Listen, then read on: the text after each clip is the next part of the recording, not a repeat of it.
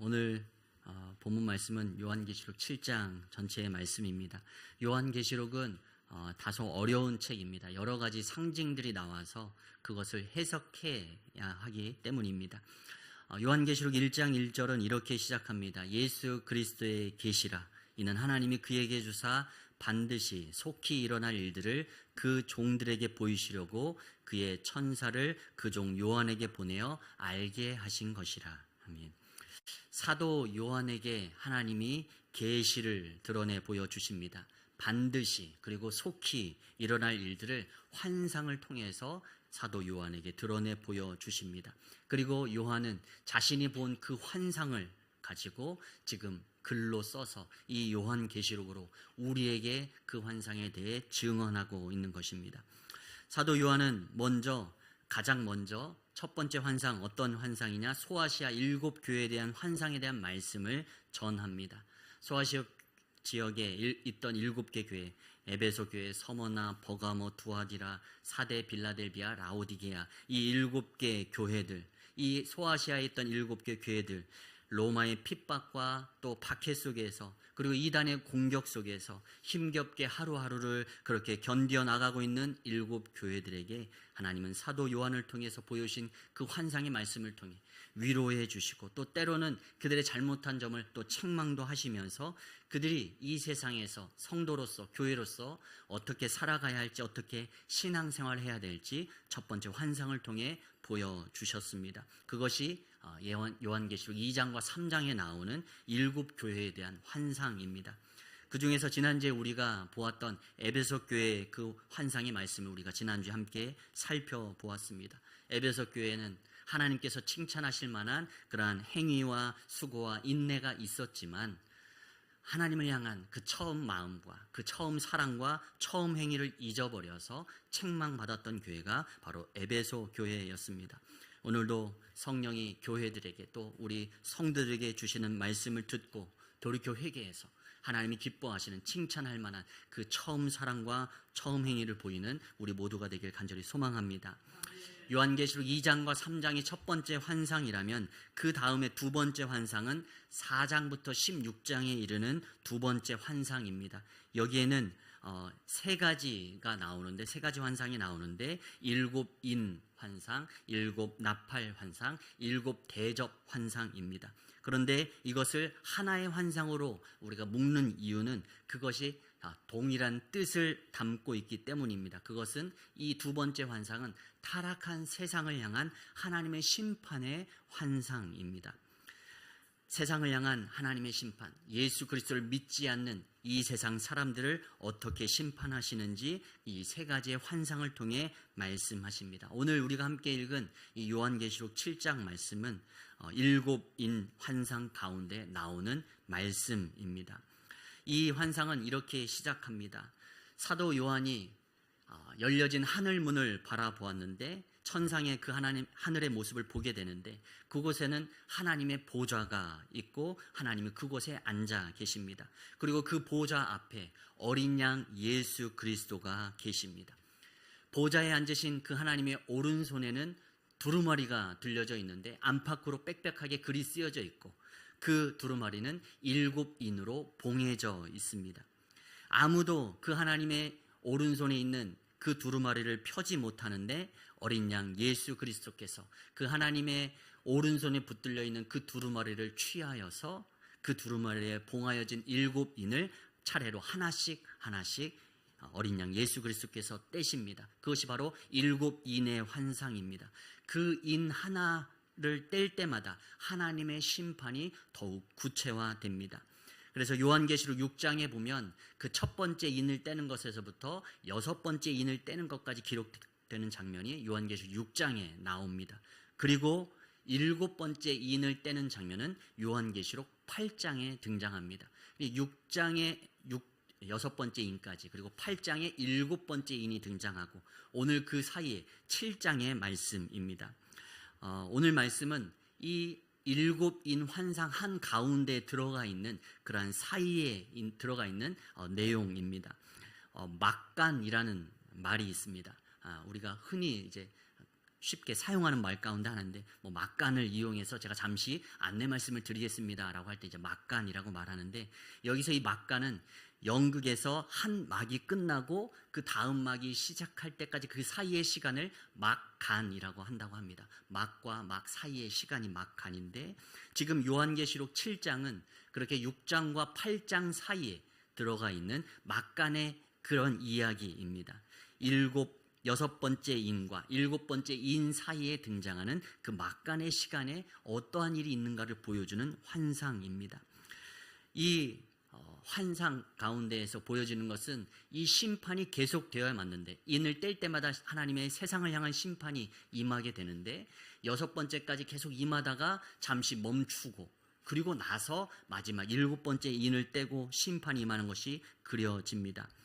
도대체 무엇을 말씀하시기 위해서 첫째부터 일곱째까지 쭉 말씀하시면 되는데 하나님은 멈추게 하셨을까? 이 막간을 이용해서 하나님이 하시고자 하는 말씀이 무엇일까? 오늘도 이 7장의 말씀을 통해서 이 세상의 마지막 때를 살고 있는 이 땅의 교회와 성도들 가운데 하나님이 뜻하시는 바가 무엇인지 깨닫고, 또 그 하나님의 말씀에 그 희망의 빛이 우리 가운데 비추어지길 간절히 소망합니다. 먼저 첫 번째로 막간을 이용해서 하나님께서 이 말씀을 하시고자 하는 첫 번째 내용은 바로 하나님께서 세상의 주관자라는 사실입니다. 두루마리를 봉하고 있던 일곱 인이 하나씩 떼어질 때마다 세상을 향한 하나님의 심판이 더욱 구체화됩니다. 그 두루마리는 지금 어린 양 예수 그리스도의 손에서 그 봉인이 하나씩 해제되고 있습니다. 하나님께 그 두루마리가 들려 있었고, 이 하나님이 계획하신 심판입니다. 그리고 그 심판을 행하시는 분이 바로 예수 그리스도입니다. 하나님의 손에서 두루마리를 가져와서 그 심판을 하나씩 인을 떼며 이 세상의 심판을 행하시는 분이 바로 어린 양 예수 그리스도이십니다. 요한계시록 6장 마지막 구절은 이렇게 말합니다. 요한계시록 6장 17절의 말씀입니다. 그들의 진노의 큰 날이 이르렀으니 누가 능히 서리요 하더라. 아멘. 진노의 큰 날이 이르렀으니 누가 능히 서리요 하더라. 그 어떤 누구도 피할 수 없는, 견딜 수 없는 큰 진노의 심판이 세상에 내려지고 있음을 말하고 있습니다. 그 마지막 심판의 때 일어나게 될 일들에 대해 환상을 통해 요한이 자세히 묘사합니다. 해가 빛을 잃고 어두워지게 될 것이고, 또 달이 핏빛을 띠게 될 것이고, 또 하늘에 있는 별들이 마치 큰 바람에 설익은 무화과 열매가 떨어지듯 하늘의 별들이 큰 바람에 우수수 떨어지게 될 것이다. 그리고 땅의 임금과 왕족과 장군과 부자들, 강한 자들, 이 사회 지도층 모두가 다 굴과 산의 바위 틈으로 숨어 들어갈 것이다 말합니다. 그리고 오늘 6장 17절에 말한 것입니다. 진노의 큰 날이 이르렀으니 누가 능히 서리요. 자신들에게 임하게 된, 이 세상 사람들에게 임하게 된 그 심판으로 인해서 절망하는 모습입니다. 이렇게 하나님의 무서운 심판이 이 세상 가운데 임하다가 7장에 와서 갑자기 그 심판을 하나님이 멈춰 세우십니다. 오늘 7장 1절 말씀입니다. 우리 같이 한번 읽겠습니다. 함께 읽습니다. 시작. 이 일 후에 내가 내 천사가 땅 내 모퉁이에 선 것을 보니 땅의 사방에 바람을 붙잡아 바람으로 하여금 땅에나 바다에나 각종 나무에 불지 못하게 하더라. 아멘. 앞선 6장에서 나온 환상의 모습이 무엇이었냐면 큰 바람이 불어서 하늘의 별들을 떨어뜨립니다. 그런데 이제 7장에 와서 그 바람을 붙잡아서 불지 못하도록 합니다. 하나님의 이 세상을 향한 심판을 잠시 멈추어 두게 하는 것입니다. 그 모습을 어떤 환상으로 보여주시냐면, 내 천사가 땅의 내 모퉁이에 서서 땅의 사방의 바람을 붙잡아서 불지 못하게 막는 장면으로 묘사됩니다. 이 모습은 그때 당시에 세상 사람들이 이 세상을, 지구를 어떻게 보고 있었는지 그것이 드러납니다. 그 세계관이 드러나는데, 그때 당시에 사람들은 우리처럼 지구가 둥그렇다라고 생각하지 못하고 납작하고 평평하고 네모 반듯하다라고 생각했습니다. 그래서 땅의 네 모퉁이, 이것은 이 세상의 끝이라고 여겨지는 곳들입니다. 그곳에 네 천사가 지키고 서서 사방에서 부는 바람을 붙잡아서 이 땅에 바람이 불지 못하게 하는 것입니다. 그래서 온 세계에 임한 하나님의 그 심판을 네 천사가 지금 맡고 있는 것입니다. 또 3절에 천사가 이렇게 명령합니다. 이르되 우리가 우리 하나님의 종들의 이마에 인치기까지 땅이나 바다나 나무들을 해하지 말라 하더라. 아멘. 하나님의 종들의 이마에 인치기까지, 도장으로 그것을 확인하여 인치기까지 땅이나 바다나 나무들을 해하지 말라, 멈추어 세웁니다. 명령합니다. 바람을 불지 못하게 하고 땅, 바다, 나무들을 해하지 말라고 명령하십니다. 이 모습을 통해서 이 세상을 심판하시는 분도 하나님이시고 또 그 심판을 멈춰 세우는 분도 하나님이심을 오늘 우리에게, 또한 그때 당시에 그 초대교회 성도들에게 보여주고 계십니다. 하나님이 이 세상의 심판의 주관자라는 사실은 초대교회 성도들에게, 또 우리에게 어떠한 의미가 있을까요? 그것은 아마 놀라운, 그때 당시에 초대교회 성도들에게 놀라운 위로와 소망이 되었을 것입니다. 그때 당시 이 요한계시록의 편지를 받아든 그 성도들의 상황은 엄청난 핍박과 박해의 상황에 처해 있었습니다. 당시 세상의 보좌에는 로마의 황제인 도미티아누스 황제가 앉아 있었습니다. 이 도미티아누스 황제는 로마의 황제로서 자신이 마치 신인 것처럼 다른 모든 백성들이 자신을, 로마 황제인 자신을 숭배하도록 명한 최초의 황제였습니다. 우리가 알듯이 이집트의 그 최고 통치자는 파라오입니다. 그 파라오도 스스로를 태양신 라의 아들이라고 스스로를 여기면서 백성들 앞에 자신이 신인 척하며 살았습니다. 마치 그것처럼 도미티아누스 황제도 자신을 향해서 절하고 숭배하도록 사람들에게 강요했습니다. 황제 숭배를 강요했던 것입니다. 그래서 로마 황제를 향해서 나의 주, 나의 하나님이라고 고백하도록 하고, 그렇게 고백하면 살려주지만 그렇게 고백하지 않는 사람들은 짐승의 밥으로 우리에 던져넣는 그러한 잔혹함을 보였던 왕이 이 도미티아누스 황제입니다. 오직 하나님만을, 오직 예수 그리스도만을 나의 주, 나의 하나님으로 고백하는 그리스도인들은 이 도미티아누스 황제의 핍박과 박해로 자신의 믿음을 지키기 위해서 결코 굴하지 않고 결국은 수많은 사람들이 고통을 당하고 순교를 당하는 처지가 바로 그때 당시의 상황이었습니다. 이토록 서슬프런 시대에 교회를 다니고 신앙생활을 한다는 것은 목숨이 위협당하는 위태로운 그런 상황들이었습니다. 사람들의 눈에는 황제 숭배를 강요하고 또 그렇지 않으면 박해하는, 그 성도와 교회들을 박해하는 이 도미티아누스 황제가 이 세상에 보좌에 앉아서 세상을 다스리는 그런 진짜 신처럼 여겨졌습니다. 그러나 오늘 이 막간에 보여지는 하나님은 하늘 보좌에 앉아서 오늘도 이 세상 심판을 주관하시는 분이라고 사도 요한의 이 환상을 통해서 초대교회 성도들에게 교훈하고 계시는 것입니다. 너희들의 눈에 보이는 그 도미티아누스 황제의 그 보좌가 이 세상을 다스리는 것이 아니라 보이지 않는 하나님의 보좌가 저 하늘에, 하나님께서 그 보좌에 앉으셔서 이 세상을 심판도 하시고 그 심판을 멈춰 세우시기도 하시는 이 세상의 주관자가 바로 그 하나님이시다. 오늘도 이 환상을 통해 이 사실을 성도들에게 말씀해 주고 있습니다. 이 사실은 수많은 고통과 역경 속에 있던 초대교회 성도들에게 너무도 큰 위로와 소망이 되었을 것입니다.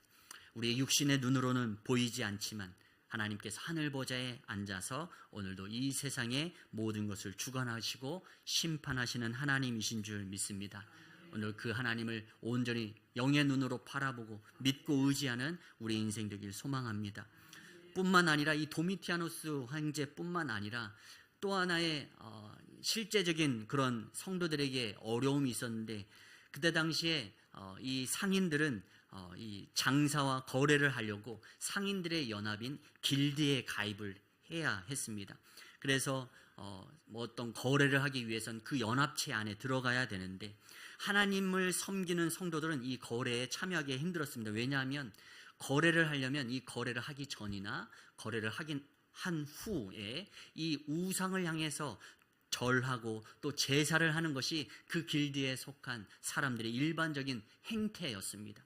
그런데 성도들은 그 길드 안에 들어가서 상인들의 연합회에 들어가서 거래하기 위해서 절하고 예배하는 그 모든 것들, 제사하는 그 모든 것들이 우상 숭배였기 때문에 그것을 거부했습니다. 그렇기 때문에 성도들은 이 세상에서 경제 활동을 하는 그러한 일들 가운데서도 큰 지장이 있었다라는 것입니다. 자신의 신앙을 지키기 위해서 경제적인 손해도 감수해야 했습니다.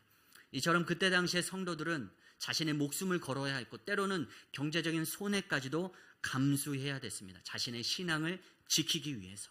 그런 그들에게 하나님은 사도 요한을 통해서 이 땅을 다스리시는 분은 너희들의 눈에 보이는 황제가 아니라, 너희들의 그 눈에 보이는 그 길드가 아니라 이 땅을 다스리는 그 하나님이시다라는 사실을 오늘도 환상을 통해 보여주고 계신다는 사실입니다. 오늘도 이 시대를 살아가는 우리들에게도 그 모습은 다를 수 있지만 동일한 상황들이 우리 가운데 있습니다. 우리가 우리의 신앙을 이 땅에서 지키기 위해서 치러야 될 대가들이 때로는 있다라는 사실입니다. 그것이 때로는 경제적인 손해일 수도 있고, 때로는 사회적인 관계에서 오는 어려움일 수도 있고, 때로는 또 다른 이의 핍박과 박해일 수도 있습니다. 그러나 낙심하지 말 것은 오늘도 하늘 보좌에 앉아서 이 세상을 다스리시는 분이 바로 우리가 믿는 하나님이시라는 사실입니다. 오늘도 그 하나님의 그 권능의 보좌를 바라보며 소망을 갖고 끝까지 인내하는 우리가 되길 간절히 소망합니다. 또한 두 번째, 이 7장에서 말씀하시고자 하는 그 두 번째는 하나님의 백성들이 아무도 능히 셀 수 없는 큰 무리가 되었다라는 사실입니다.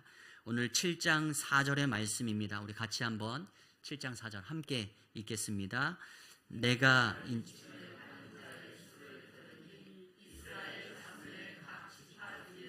인침을 받은 자들이 14만 4천이니. 아멘. 하나님의 인을 맞은 14만 4천 명이 등장합니다. 인을 맞다, 도장을 이제 맞는 것인데, 우리가 어리 생각하면 이제 도서관에서 책을 빌리면 안성시 도서관이라는 이제 서인이 이렇게 찍혀 있죠. 이 안성시 도서관의 소유라는 그 의미를 나타내는 도장인 것이죠. 이처럼 이마에 하나님의 인이 찍혀 있는 사람은 하나님의 택함 받은 하나님의 소유된 백성이라는 사실을 보여주는 것입니다.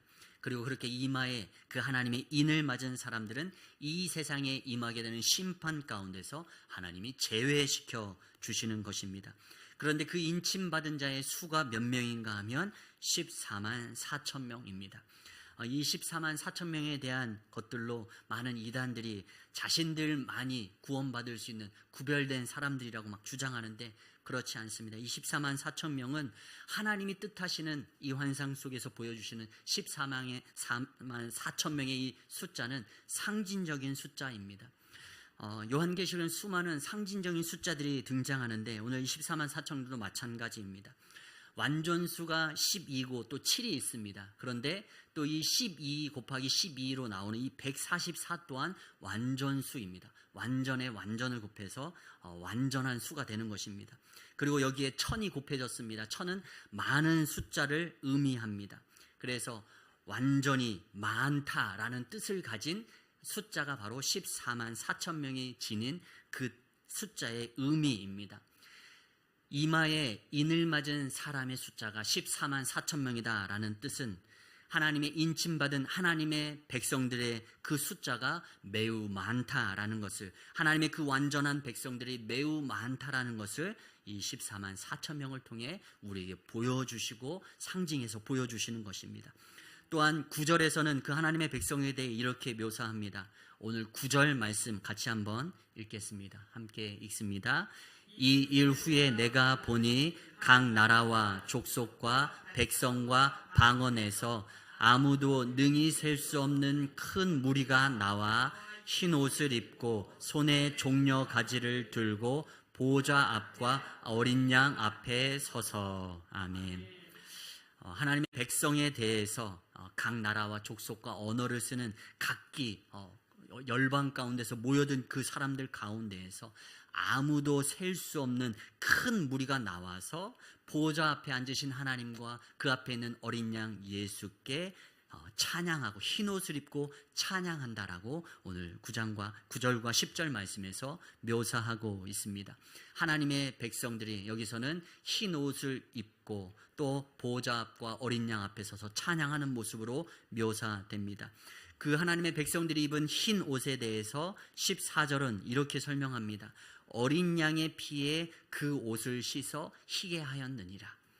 그들이 입고 있는 하나님의 인침받은 백성들, 하나님의 택함받은 백성들이 입고 있는 그 흰 옷은 어린 양의 피로써 씻어서 희게 한 그 옷을 입고 있다라는 사실입니다.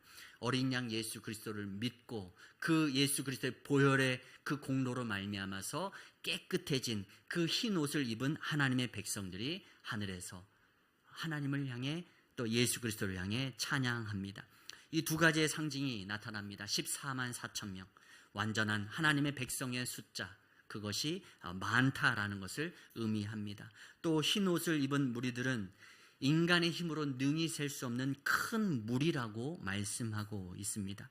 이처럼 천국에서 구원받아서 하나님을 찬양하는 자들의 백성들의 숫자가 이루 헤아릴 수 없을 정도로 많다라는 것을 보여주십니다. 14만 4천 명, 그리고 큰 무리라는 말을 통해서 그렇게 마지막 때 그렇게 구원받을 하나님의 백성들이 많을 것임을 보여주십니다. 그것은 무엇을 의미할까요? 이 세상에 구원받을 자가 그토록 이루 헤아릴 수 없을 만큼 많다라는 것은 그만큼 하나님의 은혜가 크다라는 사실입니다. 내 생각을 뛰어넘는 하나님의 은혜가 이 땅에 임해서 죽을 수밖에 없는 그들을 심판받을 수밖에 없는 그들을 구원에 이르게 하셔서 그 헤아릴 수 없는, 이유로 헤아릴 수 없는 그 큰 무리들이 하나님을 찬양하는 모습을 보여주고 계시는 것입니다. 우리가 그런 얘기들을 흔히 합니다. 천국에 가면 두 번 놀란다고 합니다. 첫 번째는 있어야 할 사람이 안 보여서 한번 놀란다고 합니다. 그 사람, 그분 매일 그렇게 오시던 분이신데 왜 안 보이시지? 있어야 할 사람이 없어서 한번 놀란다고 합니다. 두 번째, 저 사람은 없어야 될 사람인 것 같은데 와 있어서 놀란다고 합니다. 그러니까 무슨 의미냐면 이제 이 큰 무리는 하나님의 은혜로 말미암아서 구원받은 사람들입니다.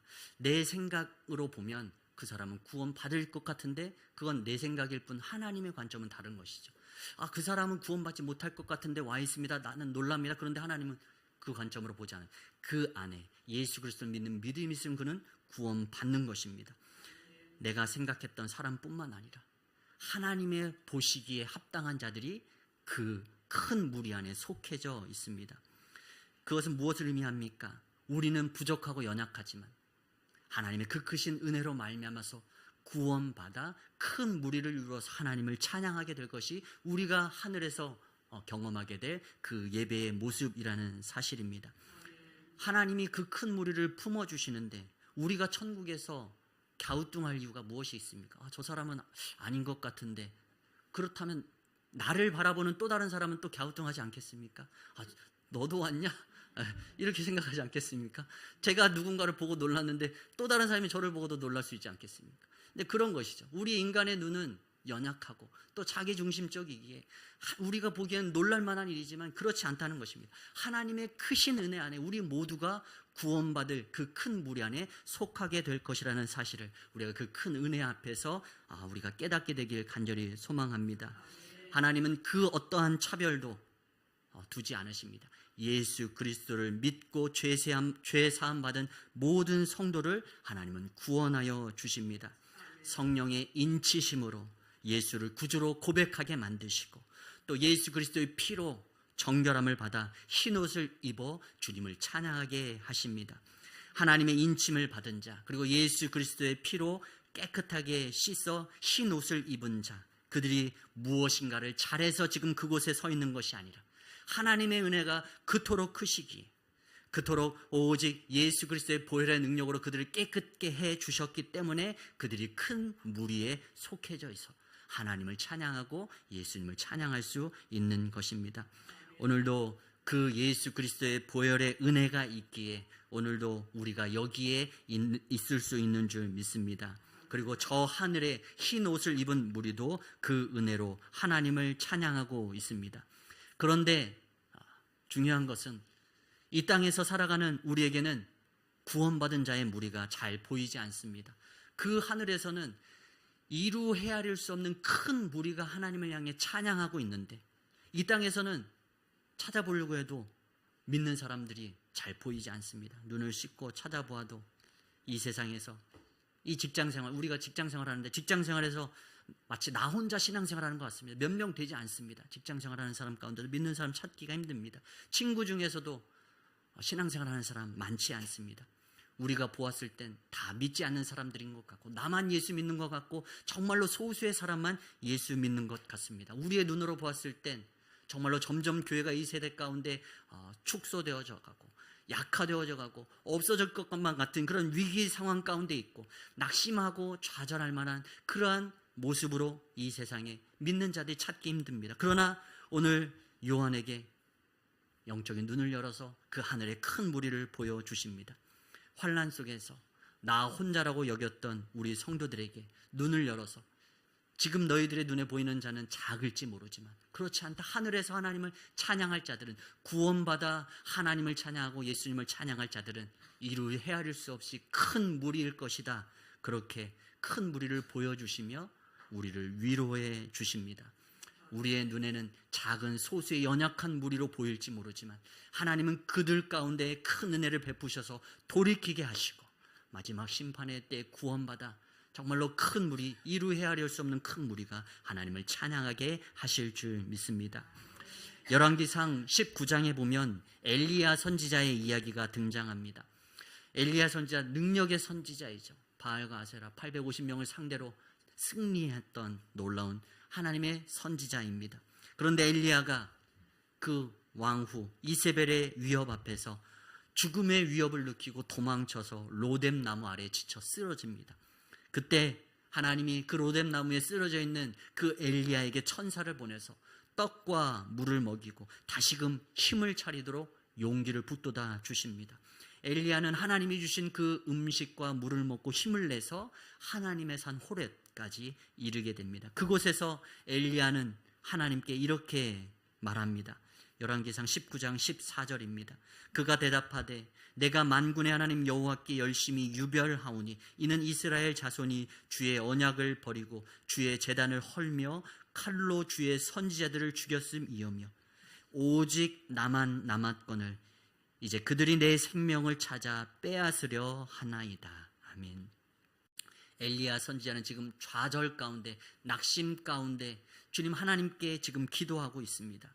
엘리야 선지자는 지금 이세벨의 그 악한 손에 의해서 수많은 믿음의 사람들이 또한 선지자들이 죽임을 당했고 이제 나만 남아 있습니다 라고 고백합니다. 그렇게 나만 남아 있다라고 낙심하고 좌절한 엘리야에게 하나님께서 뒤이어서 말씀하십니다. 열왕기상 19장 18절입니다. 우리 같이 한번 함께 읽겠습니다. 그러나 내가 바알에게 무릎을 꿇지 아니하고 다 바알에게 입맞추지 아니한 자니라. 아멘. 하나님이 엘리야에게 말씀하십니다. 위로해 주십니다. 하나님 저밖에 없는 것 같습니다. 다 핍박 가운데 죽임을 당하고 없어졌고 이제 저만 남아 있습니다. 그러한 낙심 가운데 있는 엘리야에게 말씀하십니다. 아니다. 내가 이스라엘 가운데 7,000명을 남겨두었다. 바알에게 무릎 꿇지 않고 바알에게 입맞추지 아니한 거룩한 하나님의 백성 7,000명을 내가 남겨두었다. 그를 위로하시고 격려하십니다. 오늘도 우리의 눈에는 나만 있는 것 같아 보입니다. 우리 믿음의 사람들의 그 연약함이 너무도 힘들어 보이고 그래서 좌절할 만한 상황처럼 보입니다. 그러나 아닙니다. 이스라엘 가운데 무릎을 꿇지 않은 바알에게 절하지 않은 그 7,000명을 남겨두듯이 오늘도 저 하늘에서 하나님 향해 이루 헤아릴 수 없는 그 큰 무리들로 함께 찬양하게 하실 그 남은 자들이 구별된 하나님의 백성들이 분명히 있는 줄 믿습니다. 오늘도 하나님의 그 큰 은혜는 놀랍고 또한 위대해서 이 땅에 아무도 없는 것처럼 보이지만 그곳 가운데서도 하나님의 회복의 역사, 구원의 역사를 일으키셔서 구원받는 자들이 큰 무리를 이루어서 하나님을 찬양하게 하실 줄 믿습니다. 그리고 그 찬양의 고백이 오늘 10절의 말씀입니다. 10절에 이렇게 그 성도들의 찬양이 이렇게 고백됩니다. 구원하심이 보좌에 앉으신 우리 하나님과 어린 양에게 있도다. 아멘. 우리가 구원받은 것은 전적으로 하나님과 어린 양 예수 그리스도의 은혜 때문입니다. 지금 우리의 눈에는 몇 안 되는 것 같아 보이지만 하나님은 이 땅에 크신 은혜를 베푸시어 구원받는 자를 능히 셀 수 없는 큰 무리가 되게 하실 것입니다. 사랑하는 나의 가족과 친지, 나의 이웃과 나의 직장 동료들, 그들 가운데 하나님의 큰 은혜로 인치시고 예수 그리스도의 피로 씻어 깨끗해진 그 흰 옷을 입는 큰 무리가 일어나게 하실 줄 믿습니다. 오늘도 그 크신 하나님의 은혜를 힘입어 주 앞에 나아가기 위해 힘쓰는 우리가 되길 간절히 소망합니다.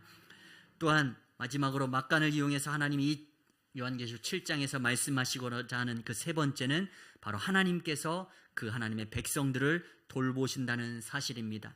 오늘 계시록 7장 15절에서 17절 말씀 우리 같이 함께 읽겠습니다. 함께 읽습니다. 그러므로 그들이 하나님의 보좌 앞에 있고 또 그의 성전에서 밤낮 하나님을 섬김에 보좌에 앉으신 이가 그들 위에 장막을 치시리니 그들이 다시는 줄이지도 아니하며 목마르지도 아니하고 해나 아무 뜨거운 기운에 상하지도 아니하리니 이는 보좌 가운데 계신 어린 양이 그들의 목자가 되사 생명수 샘으로 인도하시고 하나님께서 그들의 눈에서 모든 눈물을 씻어 주실 것임이라. 아멘. 하나님은 그들 위에 하나님의 장막을 펼쳐주십니다. 그리고 그들 위에 임하십니다. 그리고 줄이지도 목마르지도 않게 하시고 해나 뜨거운 기운에 상하지 않도록 그들을 보호해 주시겠다고 약속하십니다. 또한 어린 양이 이제는 그들의 목자가 되셔서 생명수샘으로 인도하시고 하나님은 그들의 백성들의 눈에 모든 눈물을 씻어주시고 닦아주신다고 약속하십니다. 하나님의 백성들을 향한 그 하나님의 임재, 또 하나님의 그 풍성한 공급하심, 돌보심, 인도하심, 그리고 마지막 위로에 이르기까지 하나님께서 흰 옷을 입은 하나님의 인침받은 자들을 그토록 사랑하시고 돌보신다고 약속하십니다. 이 천국의 위로와 회복이 오늘 우리에게 약속되어진 줄 믿습니다. 이 천국의 장면이 오늘 우리가 이 현재 힘들고 어려운 핍박과 고난 속에서 낙심하지 말아야 될 이유며 또 끝까지 인내하며 우리의 믿음을 붙들어야 될 이유가 되는 줄 믿습니다. 사도 요한을 통해서 지금 이 놀라운 장면을 초대교회 성도들에게 보여주신 이유는 힘들고 어렵지만 내가 너희들을 이토록 사랑하고 보호하고 인도하고 채워줄 거야 라는 이 하나님의 이 놀라운 축복의 약속을 보여주며 그들에게 위로와 소망을 주고 계시는 것입니다. 마태복음 13장에 보면 천국 비유가 등장합니다. 13장 44절에 이렇게 말합니다. 천국은 마치 밭에 감춘 보화와 같으니 사람이 이를 발견한 후 숨겨두고 기뻐하며 돌아가서 자기의 소유를 다 팔아 그 밭을 사느니라. 아멘. 어느 날 농부가 밭을 가는데 그 밭 한가운데 보화가 숨겨져 있는 것을 발견합니다. 그 발견한 그 일을 하던 농부는 가서 자신의 전 재산을 팔아서 그 밭을 삽니다. 왜냐하면 그 밭 안에 들어있는 보화를 알고 있기 때문입니다. 어떤 값을 치르더라도 내가 이 밭을 사야지 하고 자기 자신의 전 재산을 팔아서 그 밭을 삽니다. 그 밭에 숨겨진 그 보화의 가치를 알기 때문입니다. 우리도 마찬가지입니다. 천국에서 누리게 될 것, 이 보화를 오늘 사도 요한을 통해 우리에게 보여주십니다. 하늘의 영광을 본 사람은 현실의 고난을 기꺼이 인내하고 견뎌낼 수 있습니다. 왜냐하면 지금 내 눈앞에 보이는 이 잠깐의 고통보다 더 큰 지극히 영원한 영광에 중한 것, 그 하늘의 보화가 우리 가운데 예비되어 있음을 보고 알기 때문입니다. 우리는 그 보이지 않는 그 천국을 바라보고 또 믿고 또 살아가는 사람들인 줄 믿습니다. 우리에게 상 주시는 그 하나님이 우리를 기다리고 계십니다. 오늘도 힘들고 어렵지만 우리의 삶의 자리에서 믿음과 인내로 끝까지 승리하여 그 복을 누리는 우리 모두 되길 간절히 소망합니다. 말씀을 정리합니다. 이 요한계시록 7장은 환란의 시대에 살고 있는 우리 성도들에게 주시는 하나님의 위로의 말씀입니다. 하나님은 세상을 주관하시는 분이십니다. 심판하실 권한도 계시고 하나님은 은혜를 베푸셔서 큰 무리를 이루게 하실 분도 하나님이십니다. 하나님의 그 크신 은혜를 기억하며 오늘도 우리의 생각을 뛰어넘는 그 큰 무리가 하늘에서 예배할 것을 우리가 기대함으로 오늘도 우리의 삶 가운데 낙심하지 아니하고 하나님의 뜻대로 씨를 뿌리고 또 거두게 되는 그 일들에 쓰임받는 우리가 되길 간절히 소망합니다. 그렇게 될 때 저 천국에서 기쁨으로 찬양하는 그 큰 무리에 속하는 우리 모두가 될 줄 믿습니다. 그 믿음의 복을 누리는 여러분 모두 되시기에 간절히 축원합니다.